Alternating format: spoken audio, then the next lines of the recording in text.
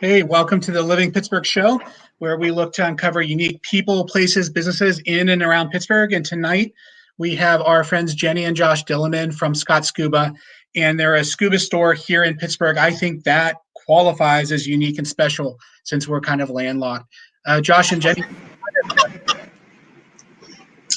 Hello. Hello. All right, before we get started, what I want to do is have a little bit of fun and give back to our community a bit. So let me pull something up for us. All right, so what we're going to do is do a little bit of Living Pittsburgh giving back. And Josh and Jenny, you're on the hook for what we're going to do, so be ready. Let's go over the rules first. First, I did a little bit of digging, and I saw that you guys already partner with Wounded Warrior Project. So I thought this would be a really good one for us to all to consider giving a gift to this evening. So let's talk about the rules. We're going to show you 5 pictures. These are areas in and around Pittsburgh.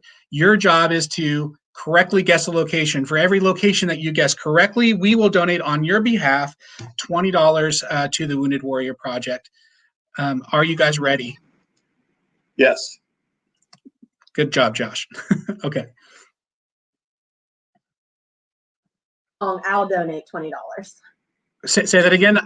For every picture we guess wrong, we'll donate the $20. Oh, I It's should probably have. going to be all 5. All right, here we go. I'm gonna. I don't know. Botanical garden of some sort. Yeah, we'll take that. Oh, It's Conservancy and Botanical Garden. We'll take that. Okay. Very good. Okay. Awesome. All right. All right. Now, unfortunately, that was the easy one. I thought you guys would have no problem with that. Oh, man. Oh, that's the Pittsburgh Zoo. That's the polar bear tunnel. All right. You're 2 for 2. We've got $40 for the Wounded Warrior Project. Where is this in Pittsburgh?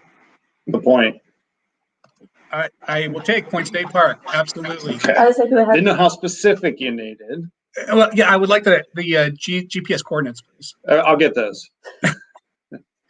Google Map. Ooh. That's that place. Yeah. This is that place. Yeah, This that is place. a great location to take your family. It is well worth a trip.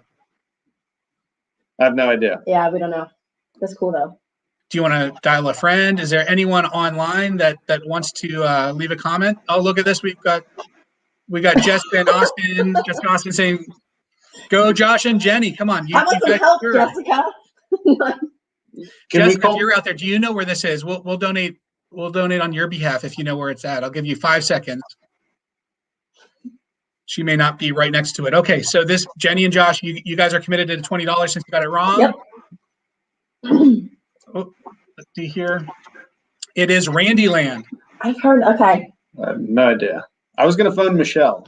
That would have been good. I would have told you the answer. Yeah, I love it. Okay, last one, and this is by far the hardest one. That is cool. I don't know. I know some bike shops in Pittsburgh, but they're all I don't know. I have no idea. No, This is one you're going to want to take your camera to. Okay. This is called Bicycle Heaven. It's on the North Shore, Okay. and it is a really, really great shop. It's worthwhile going to. It's actually a free museum. It's one of the largest in the world for bicycles. They have really, really just a great selection that you can go through and look at. There's 2 floors. Again, it's free. You can take your family. It's worth it. It's on the North Shore, right behind the casinos. All right. That's pretty cool. Yeah. So let me go back here. So why don't we tell the people that are watching a little bit about who you guys are and how you came to own, a scuba shop in Pittsburgh? Well, we both grew up in the Pittsburgh area, a little bit further north, like West Sunbury, Slippery Rock area, but we came to Pittsburgh all the time. We always wanted to dive. I always wanted to be underwater. I wanted to be exploring and doing something different. And he didn't, but I dragged him along to our first dive class, and he fell in love with it super quick. And we started exploring all the local dive sites, and then we started traveling, and it just grew into this passion that we knew we wanted to make into the rest of our lives. So we, the old owner of the shop we own now was trying to retire, and I worked for him for a while, and it just one thing led to another. We want to do it forever. We just what we want to do. It was a good local place. The cool thing is it was actually the shop we got certified at. So it's kind of like full circle now. It's where we started and then wound up buying the place. So. Yeah, I love that story. Josh, I think I understand you also have been a farrier for many years. So how did you move from farrier into scuba diving? Did Jenny drag you, or did you come willingly? Well, unlike going to the first dive class, I willingly kind of started to taper off out of the farrier business into the full-time being at the dive shop and doing my part there, equipment maintenance and teaching classes and things like that. But yeah, I've been a farrier for 11 years, 12 years. Still does it part-time. But scuba diving is a lot easier on my back. So yeah, I can imagine. All right. One of the things that I really I find interesting, right?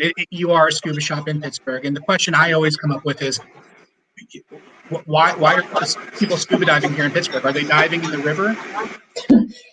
What's going on? So that's the first question. Everybody who walks in my shop, where do you dive? The river?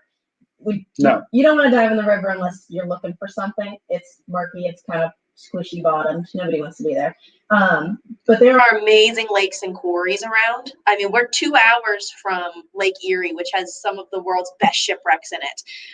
And then locally, there's, like I said, there's old stone quarries that a lot of, we've put attractions in, and on top of that, the fish life. And it's just so much fun to explore and see part of nature, even locally, that you didn't know existed. You know, I grew up swimming in a pond, and I'd always swim around looking at the surface, and now, you know, we can see it around here. And you dive locally. I mean, there's not going to be the sea turtles and the dolphins and the whales, but diving is just, it's a feeling and it's a place to be, not necessarily things to see. So you can get that experience around here just as much as you could in the Caribbean. I agree. Michelle, why don't you tell folks how we got involved with Jenny and Josh, how we discovered even that there was a shop there. Well, our young daughter, who is 9, conned Jenny and Josh into using some of their equipment after one of their classes. And she then sucked me into getting my certification, which was one of the funnest things I've ever done with my kids is take that class, which she just ran the show the whole time, floating around with you. She was the youngest, I think, that had ever been certified at that place, but we were hooked day one. I remember coming up every day after swim class, asking us about what it was like and how she could do it. Wee little girl coming to ask questions, and just on and on and on. We made her save up for it too, so she had to earn it. I remember that she had to pay half, right? She had to pay half. That's awesome. One of the things that we want her to pay half for now is one of these trips that you guys offer. I think they're pretty amazing. First off, you offer something that's really affordable. You're basically becoming people's travel agents, planning the entire thing, top to bottom. You're picking out hotels, airlines, food, the boats that you're going on, where you're going to dive. It is truly an all-inclusive experience. And what I want to do is I want to play a video. It's not one of your videos. If folks online haven't looked up Scott Scuba on YouTube, it's well worth it. They have a couple of really great videos of dives that they made locally here in some of the lakes, and you can see some of their planes. But the one I want to show is a trip that you're taking to Africa. It's actually one that Michelle really, really wants to go on. We haven't made that commitment yet, but while we're watching this video, can you just tell us a little bit about, about this dive in Africa? So it's actually happening next year now, due to COVID restrictions with South Africa. It's happening in a year, and it's called the Sardine Run. So it's actually a global phenomenon. For 4 weeks, the bait balls form, and everything that eats fish, like pods of hundreds of dolphins and whales and sharks, they come and they eat the bait balls. And so we go out in these little dinghies, fully dressed, and all day we search for these bait balls, and when we find them, we throw ourselves into the water and just are part of the action. You're been part on of my the bait. Yes, essentially. And if you see those things diving, those are actually fish eating birds. So you'll be 30 feet underwater and birds will be swimming by you. Oh my goodness. That's one of the ways they find the bait balls is they watch for birds as you're cruising around the boat, and wherever these flocks of birds are diving down into the water to scoop up the little sardines, that's where the cool stuff's hanging out. And that's going to be me. Like, I have a camera rig that looks just like that. Oh, yeah. Oh, no way. that's And you have your awesome. camera with you. Let's look at that. Yeah, that's going to Tell be. us a little bit about that camera. So this is my baby. So it actually holds your regular DSLR. So whatever lens and body I have is specific to this housing. So this is what I use on land, and it cannot handle water. So you have to have a special housing made by, this is my Icolite, has different dome ports that you can put on. And because we're underwater, you have to have bright lights to bring the color back in. So there's a whole setup for underwater pictures. When this thing's fully set up and ready to go, it weighs probably 20 pounds. I hate walking to and from the boat with it. But yeah, 20 pounds is quite heavy. I actually want to share some of the pictures that that you've taken, I think, with that camera. Correct me if I'm wrong. Let me pull one up. yep, And that's with it. I actually can't believe this is a real picture. It kind of looks Photoshopped to me. I swear it's not. I barely tweak I do just a little bit of tweaking with my pictures, hardly anything. The anemone that fish is in, it's actually in the Philippines. It looks fake even when you're sitting there staring at it. You have to convince yourself you're not watching like just a cartoon because it doesn't look real. Wow. Tell me more about this one. This guy was in Cozumel. She was cruising along the reef, and we were all watching her, and it was actually a drift dive. So all the divers kind of got tired, but I am persistent if nothing else, and I followed her, and she just nestled down and hung out there and just let me take her glamour shots for like 10 minutes. It was great. Now, when I think about drift dives, I think about some of those movies where some people are drift diving and then they don't get back on the boat. That scares me. Tell me more about drift diving. Like, how is it safe and all the rest? Well, we always check the currents before we get in, make sure they're not too strong. And divers should have an SMB, which is a marker buoy. So if you would get separated, you just inflate that, it shoots to the surface, and the boat knows exactly where you're at, even if you're far away from them. How else? Go ahead, I'm talking. You can talk some too. Well, and the great thing about drift diving in Cozumel is the currents go from south to north. And because Cozumel is so close to mainland of Mexico, there's a channel that is, I think it's 12 miles wide. It's not very wide. But that's why the currents pick up so much. But because the currents go south to north, even if you do get swept away and not picked up by the boat, you can wind up in Cuba. So you can just get off there. You won't really go to Cuba. That was a joke. Have you ever drifted away and gotten lost? Or No, there was actually a movie made about that called Open Water. It is a stupid movie. It's not factual. But if the dive operation you're going with, make sure that they're a good operation, and all of them have manifest lists with everybody's names. Some of them have tags where you actually have to like tag in, tag out when you get on and off the boat. But at a bare minimum, anybody that should be running a dive operation will have a roster of everybody to make sure you're checked back in. But because most of the sites are drift dives, the boats are not moored, so the boats are actually drifting along with you. So chances are, whenever you do come up at the end of your dive, you're probably not going to be more than maybe 100 yards from the boat, which isn't really that far. Got it. All right. I have one. You know what I think? But I don't even know what this is. Is this a real sea creature? Yeah, so it's kind of my goal. Sometimes I love macro photography is my favorite. And my goal every time I have my macro lens on is to come onto the boat and have people say, I didn't even see that. So this is actually a close-up of a jeweled lobster's face. So if you look towards where like the yellow and the blue is in the center, those are actually his eyes. There's two orbs. So this is a type of lobster that is covered in these beautiful jewels, it looks like. And I fell in love with the colors, and so I kind of wanted it to be a bit of an abstract close-up. But yeah, that is the face of a jeweled lobster. Love it. Okay, next and last. Tell me about this. Well, that is me dreaming of our Africa trip. I actually took this at the Pittsburgh Zoo. So when COVID was really strong and everything was shut down, and actually this might have been a little bit before COVID, I was landlocked, whatever the reason. We weren't able to get on our trips. And I was getting antsy to play with my camera. So a friend and I went to the zoo and we spent the day just with the animals, taking pictures and having a lot of fun. So even if you can't get to the wild places, you can go and find them. That is an elephant bite. Oh yeah, it's an elephant eye. Sorry, I missed that. You sure it's not an underwater creature? I mean, you maybe give them a snorkel, put it in their little noses. Elephant. I love that. So, creatures that you wouldn't expect, random fact, moose actually dive to eat grass. Believe it or not, Nice. supposedly they can dive like 15 feet. I want to see you get some shots of that.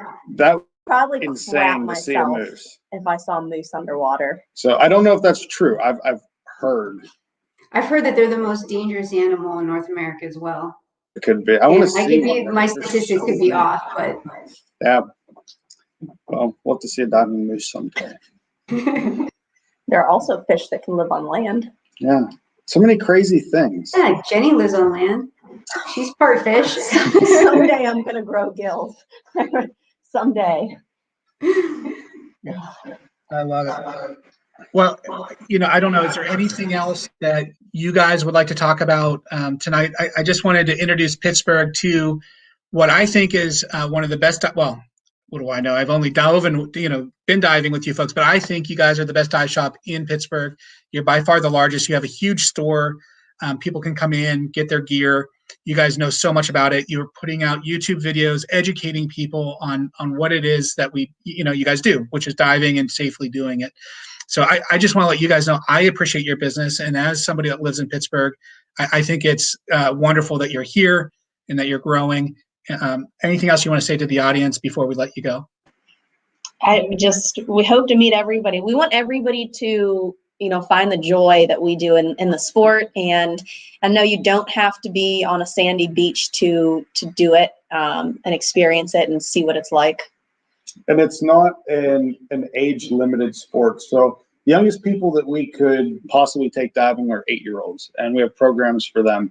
But we've certified people that are into their 60s and 70s, and we have people that come on all of our trips that are in their mid 80s. I say one of our most avid divers is 84 years old. I believe he comes on almost every trip. And So Wow.